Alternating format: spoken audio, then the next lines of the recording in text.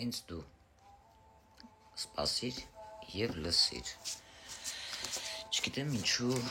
ցանկացա մի փոքր կանխատեսել,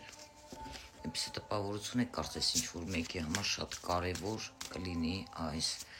փոքրիկ կանխատեսում։ Կարծես ինչ-որ բան ներսումդ հանգիստ չլինի միգուցե, և պետք էր հենց իմ կոնկրետ պատասխանը քեզ, որպեսզի դու ինչ-որ միգուցե կարևոր հարց կա, որը քեզ տանջում է, արի տեսնենք նախ ով ես դու, ինչպիսի մարդ ես դու։ Արի անձնավորություն, ով գեղեցիկ ժպիտ ունի, լավատես ես, դա արդեն լավ է, իշն է հետաքրքիր, որ եթե ինչ-որ մեկի հետ քո հարաբերությունները չեն ստացվում, դու այդքան ցավոտ չես տանում, արևը, ճանապարհները ձեր կարող են հատվել, բայց բավականին վառ անհատականություն ես, իսկ մոտ այնպիսի տպավորություն է, կարծես քեզ մոտ ինչ-որ տաղանդ ունես դու, որովհետև արևը դա, երբ որ դու քո արևը ցույց ես տալիս, քո եսը, քո տաղանդը,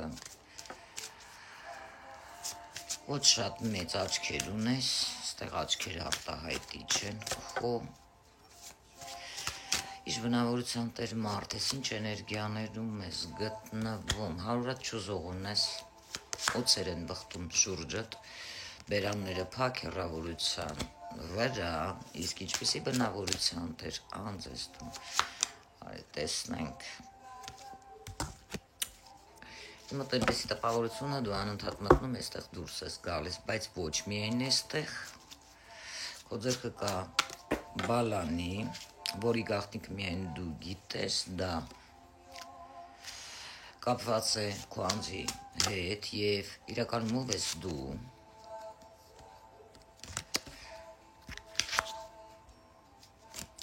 Աստված քեզ հետաքրքիր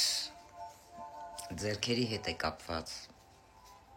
կարող ես մարդկանց նեղությանը հասնել, քեզ դուր են գալիս բավական պոզիտիվ,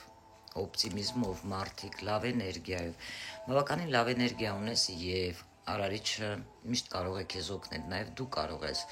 օգնել մարդկանց, չի բացառվում, որ դու ձեռքերով ինչ-որ բան ես,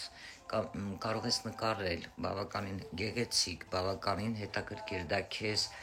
արարչից է տրված, այ թե ով ես դու, իմ մոտ այս տպավորությունը, որ դու կարող ես լավ նկարել, բավական մտքերդ շատ հետաքրքիր ֆանտազիաներով մարդ ես,